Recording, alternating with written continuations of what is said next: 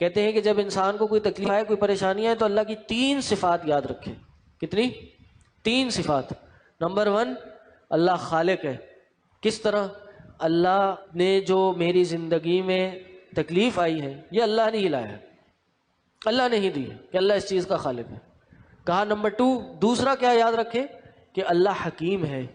اگر میری زندگی میں کوئی یہ پریشانی آئی ہے، کوئی تکلیف آئی ہے، تو یہ اللہ کی کمال حکمت کی نشانی ہے کہ اللہ کے بہت حکمت کے پہلو ہیں اس کے اندر، کوئی نہ کوئی وجہ ہے جس وجہ سے مجھے یہ آئی ہے۔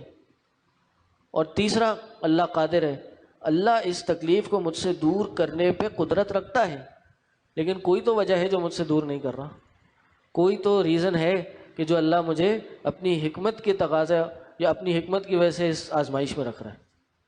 اللہ کے نبی صلی اللہ علیہ وسلم نے فرمایا، اللہ تعالیٰ جب کسی بندے کے ساتھ خیر کا ارادہ کرتا ہے، توجہ کیجیے گا، یہاں دنیا میں تو ہم سمجھ رہے ہوتے ہیں کہ ہمارے لیے ہمیں اللہ نے تکلیف دے دی، ہم پریشان ہو گئے، ہمارے ساتھ ہی کیوں ہو گیا یہ، اللہ وائی می، مجھے کیوں، میرے ساتھ ہی کیوں معاملہ ہوا۔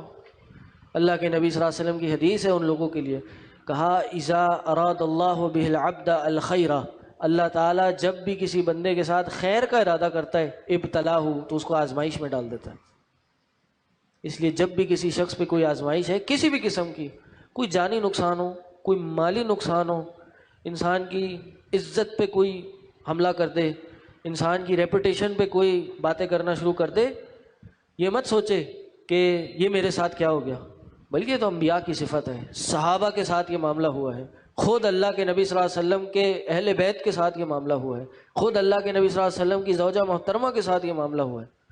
انسان کبھی اللہ سے کوئی شکوہ نہ کرے، بلکہ دل میں یہی سوچے کہ یہ اللہ کی طرف سے خیر ہی خیر ہے، اس میں اللہ نے خیر ہی رکھی ہے۔